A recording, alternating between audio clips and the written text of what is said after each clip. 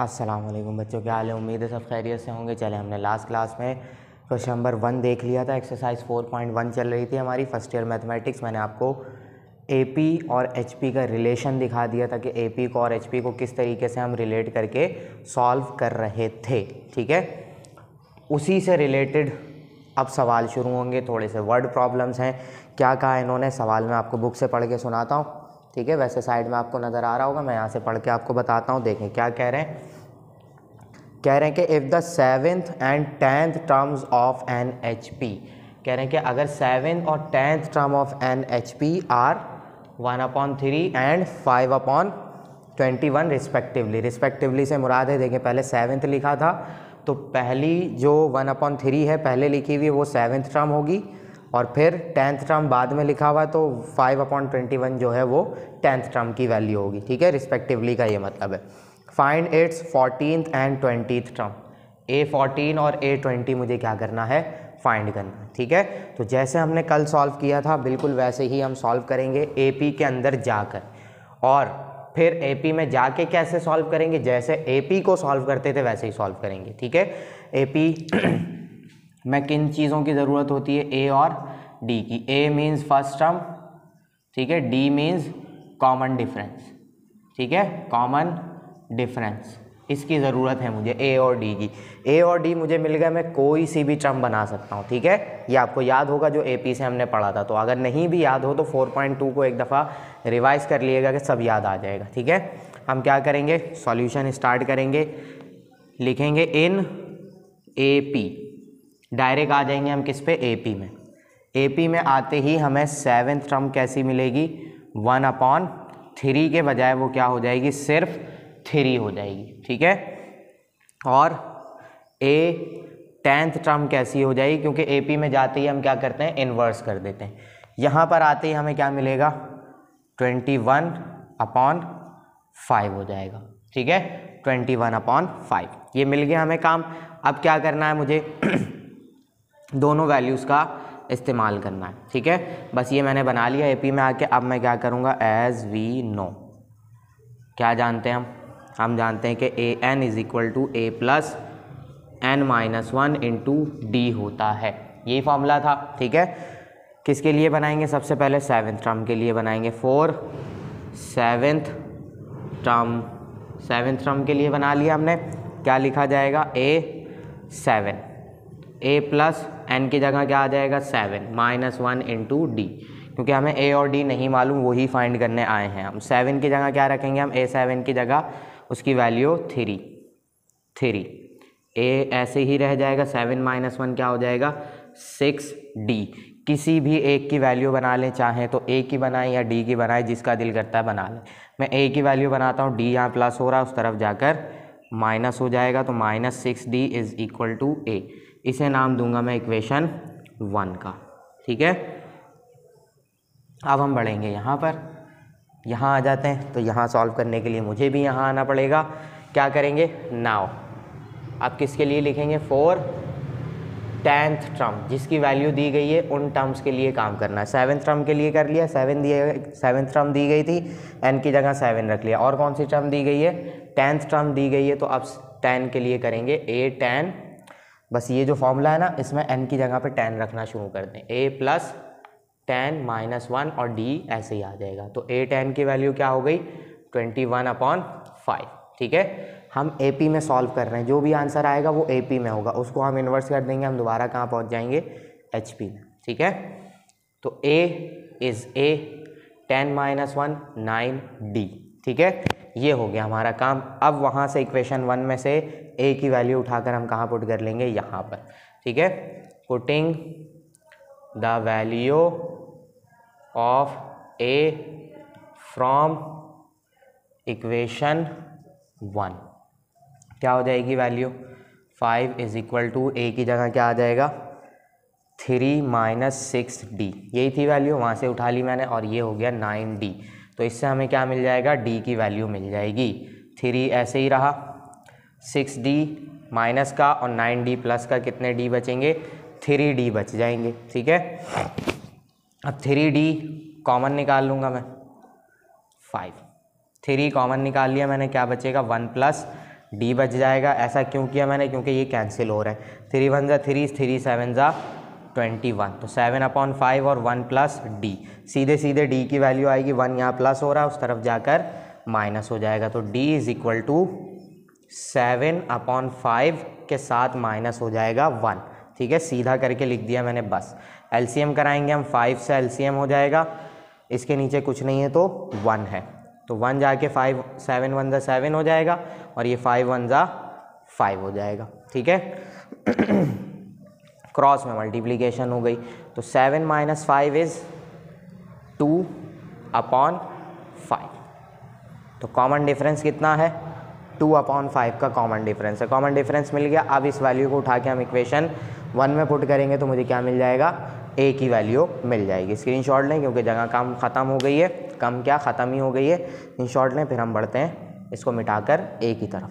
चले बच्चों, बाकी चीज़ें मैंने मिटा दी हैं। अब क्या करना है मुझे, इसको उठाकर कहाँ पुट करना है, इस इक्वेशन 1 में। ठीक है, तो क्या लिखूँगा मैं यहाँ पर, इसको ऐसे बंद कर देता हूँ। मैं लिखूँगा यहाँ पे पुटिंग डी इन इक्वेशन 1, तो डी 3 - 6d और इक्वल टू ए, ये है हमारी इक्वेशन 1, 6 और डी की जगह क्या आ जाएगा 2/5 और इक्वल टू ए। तो क्या हो जाएगी हमारे पास वैल्यू, 6 2 ज़ा 12/5 इक्वल टू ए। एलसीएम कराएंगे, इसके नीचे कुछ नहीं है तो 1, 5 1 ज़ा 5 से एलसीएम होगा, क्रॉस में मल्टीप्लाई करा दें, 5 3 ज़ा 15 हो गया और फिर 1 12 ज़ा 12 हो गया। ठीक है, इक्वल टू ए। माइनस कराएंगे, क्या बचेगा, फर्स्ट टर्म आ जाएगी 15 - 12 3/5। ठीक है, ये हो गई हमारी वैल्यू ए की भी और किसकी, डी की भी। अब मुझे क्या करना है, अब ये नीचे से ये वाली वैल्यू मिटा देता क्योंकि अभी मुझे इसमें पुट करना था, तो मैंने इसको लिखे रहने दिया।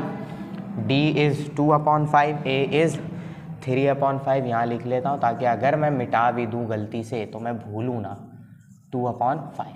ठीक है, क्या करना है मुझे, अब 14th टर्म और 20th टर्म फाइंड करनी है। ठीक है, कैसे होगी फाइंड, आ जाते हैं यहाँ पर। नाउ फॉर 20th टर्म, तो जो ए एन वाला फॉर्मूला हमने बनाया था उसी में ए एन की जगह हम क्या रखेंगे, 14 कर लेते हैं। चलो 20 लिख दिया तो पहले 20 ही कर लेते हैं। एन की जगह पे हम क्या रख देंगे 20, ए प्लस 20 - 1 और डी। ठीक है, अब सारी चीज़ें मौजूद हैं हमारे पास, ए भी है और डी भी है। ए की जगह आ जाएगा 3/5 और 20 - 1 इज़ 19 और डी की जगह आ जाएगा 2/5। ठीक है, इक्वल टू एलसीएम होगा 5 के साथ क्योंकि दोनों के डिनोमिनेटर सेम है, ऐसे ही रह जाएगा। 19 और 2, 19 2 ज़ा कितना हो जाएगा 30, 19 दूनी 38। ठीक है, 38 हो जाएगा। 3 और 8 प्लस होंगे तो यहाँ लिख देता हूँ मैं, ए 20 मेरा क्या आ गया 41/5, ये आ गई आपकी 20th टर्म। लेकिन ये याद रखिएगा कि अभी हम एपी में हैं। अब मुझे क्या बनाना है, पहले मैंने 20 बना दी, अब मैं 14 बना लेता हूँ। 14 के लिए यहाँ काम कर देंगे हम। ठीक है 14 के लिए मैं यहाँ आ जाता हूँ। 14th टर्म कैसी होगी हमारी, वही काम के ए एन वाला फॉर्मूला आपके पास तो लिखा होगा, मैंने मिटा दिया। ए एन की जगह सिर्फ मुझे क्या रखना है 14, ए प्लस 14 - 1 और डी। ठीक है, 14 ऐसे ही रहेगा, ए की जगह आ जाएगा 3/5 प्लस 14 - 1 इज़ 13 और डी की जगह आ जाएगा 2/5। ठीक है, एलसीएम 5 से ही होगा क्योंकि दोनों के डिनोमिनेटर क्या है सेम है, तो ऊपर वाली वैल्यूज ऐसे ही आ जाएंगी। 3, 13 और 2 मल्टीप्लाई हो रहे हैं, 13 2 ज़ा 26, 26 प्लस 3 इज़ 29/5। ये हो गई 14th टर्म मिल गई। लेकिन दोनों की दोनों किस में है, एपी में है। मुझे एचपी में बनाना था जो कि फॉर्मूले में पूछा गया था, तो अब मैं क्या करूँगा, इसको एचपी में बना दूंगा। दोनों टर्म्स मिल गई मुझे, मैं यहाँ लिखूँगा इन एचपी। क्या होंगी टर्म्स, ए 14 बनाते हैं पहले, इन्वर्स कर दें इसका 5/29, कल ही बताया मैंने अभी आपको, ठीक है। फिर 20 कैसी होगी, इसका इन्वर्स कर दें 5/41, आ गया आंसर, ठीक है। ये है आपकी दोनों वैल्यूज़, 14th टर्म और 20th टर्म। कितना आसान था। इसी तरीके से हम एपी में सॉल्व करते हुए आ रहे थे। अब एपी का इन्वर्स एचपी होती है तो उसमें भी हम यही काम कर रहे हैं, ठीक है। जल्दी से इसका स्क्रीनशॉट लें, फिर हम जाएंगे क्वेश्चन नंबर 3 पर। चलें बच्चों, अब हम हैं क्वेश्चन नंबर 3 लेकर हाजिर, ठीक है। क्वेश्चन नंबर 2 हमारा हो गया, आसान था बिल्कुल। उसी तरीके से क्वेश्चन नंबर 3 है। देखें सवाल मैं यहाँ से पढ़ रहा हूँ, कह रहे हैं if the sum of first and 6 terms of N HP, कह रहे हैं कि अगर एक एचपी की पहली और छठी टर्म का सम ये हो 31/116, then find the harmonic sequence. HP find करें जिसमें फर्स्ट टर्म उसकी क्या है 1/4, ठीक है। उसकी फर्स्ट टर्म है ये। तो हम चलते हैं आगे, देखते हैं क्या करना है हमें। सीक्वेंस बनाना है, बहुत ही आसान सा सवाल है। क्या लिखेंगे हम, अकॉर्डिंग टू कंडीशन। अभी हम एपी में नहीं जा रहे, एपी में थोड़ा सा आगे चल के जाएंगे। a × a+6, यही है कंडीशन हमारी। हमें पता है कि हमारी फर्स्ट टर्म किसके बराबर है 1/4 के, हमने यहाँ पे रख दिया 1/4 और ये आ गया a6 31/116, ठीक है। 1/4 यहाँ प्लस हो रहा है, उस तरफ जाकर माइनस हो जाएगा 116 -1 और क्या आ जाएगा हमारे पास 4, ठीक है 1/4। अब इसका एलसीएम कराना है। एलसीएम कराने के लिए मैं क्या करूँगा, दोनों को मल्टीप्लाई करके भी सॉल्व कर सकता हूँ और वैसे भी सॉल्व कर सकता हूँ। तो मुझे एलसीएम लेना पड़ेगा कि 116 4 के टेबल में आता है या नहीं आता। ये देखने से अच्छा क्या है कि मैं दोनों को आपस में मल्टीप्लाई करा दूँ और कैलकुलेटर उठा लूँ, ठीक है। तो कैलकुलेटर की ज़रूरत पड़ेगी मुझे। 116 × 4 क्या आएगा आंसर, एलसीएम बन गया मेरा 464, ठीक है। आसानी इसी में थी। अब क्या करेंगे, जब दोनों वैल्यूज़ को मल्टीप्लाई करके लिखते हैं हम तो फिर क्रॉस मल्टीप्लिकेशन से अपना काम चला लेते हैं। अब 4 मल्टीप्लाई होगा 31 से, तो 31 × 4 करूँगा तो 124 मिलेगा माइनस। अब ये 116 किससे मल्टीप्लाई होगा 1 से, तो सिंपल 116 आ जाएगा। अब इसे माइनस कर लेते हैं तो ये छठी टर्म का आंसर बन रहा है मेरे पास 464। 124 - 116 कराते हैं -116, क्या बचा मेरे पास 8। अब ये जाहिर सी बात है 4 4 इतने सारे आ रहे हैं तो ये कैंसिल हो जाएगा, ठीक है। तो मैं कैंसिल करा देता हूँ। 8 / 464 क्या आएगा मेरे पास आंसर। शिफ्ट दबा के ABC वाला काम कर रहा हूँ मैं, तो A6 मेरी बन रही है 1/58, ठीक है। ये छठी टर्म का आंसर बना है, HP के अंदर ही हैं हम, ठीक है। यहाँ तक हम पहुँच गए। अब क्या करना है देखें छठी टर्म किसके बराबर होती है, अभी हम HP में हैं। अब हम क्या करेंगे, इन AP में काम करना शुरू करेंगे। AP में जाएंगे तो A6 क्या कहलाएगी 58 ऊपर हो जाएगा, 1 नीचे चला जाएगा, तो छठी टर्म क्या हो गई 58। और फिर उस फर्स्ट टर्म को भी लेकर आएंगे तो वो कैसी होगी, A बराबर होगा सिंपल किसके 4 के AP में जाने के बाद। सो हम उठाएंगे किसको, A6 किसके बराबर होता है A+5D के बराबर होता है, किसके अंदर AP के अंदर। कैसे पता चल रहा है ये, देखिए मैंने आपको एक सीक्वेंस बना के दिखाया था। AP का सबसे पहली टर्म होती है A, उसके साथ कॉमन डिफरेंसेस प्लस होते चले जाते हैं A+2D, ऐसे करते करते बढ़ता रहता है। देखें फर्स्ट टर्म थी तो कोई भी D नहीं था, सेकेंड टर्म है तो कितने D हैं 1 D है, थर्ड टर्म है तो कितने D हैं 2 D हैं। इसी तरीके से छठी टर्म होगी तो कितने D होंगे 5 D होंगे। जो टर्म है उससे 1 D कम होगा, यहाँ पे 5D आ गया। अब A6 मुझे मालूम है क्या है 58, ठीक है। मुझे बस 2 चीज़ों की ज़रूरत है, A की और D की। A मुझे मालूम है, D हम निकाल लेंगे, ठीक है। यहाँ A 4 आ जाएगा और +5D, 4 यहाँ प्लस हो रहा उस तरफ जाकर माइनस हो गया, ये आ गया 5D, माइनस कराएंगे 54/5 आ जाएगा। तो कॉमन डिफरेंस कितना आ रहा है 54/5, ठीक है। नाउ द सीक्वेंस, AP में चल रहे हैं हम, इस बात को याद रखिएगा, ठीक है। First term is 1/4, second term क्या हो जाएगी, a प्लस डी बनेगी। ठीक है, ये सेकेंड टर्म है। तो a के साथ हम क्या प्लस करने वाले हैं, a है हमारा, सॉरी AP के अंदर है तो a हमारा 4 है, तो 4 प्लस d कितना है 54/5।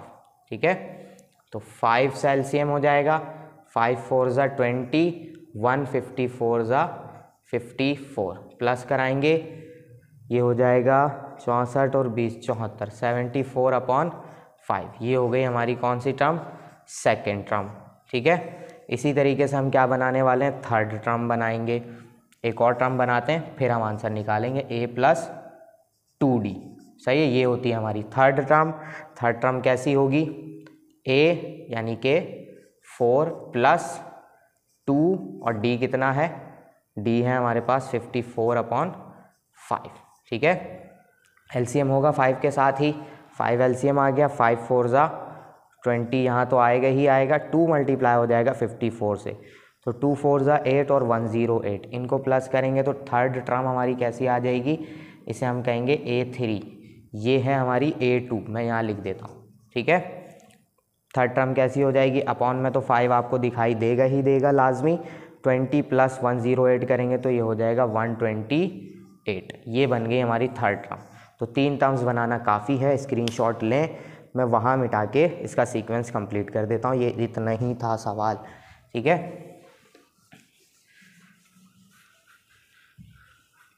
चलें, तो द सीक्वेंस इन HP क्या हो जाएगा, सबसे पहले फर्स्ट टर्म क्या थी हमारे पास 1/4।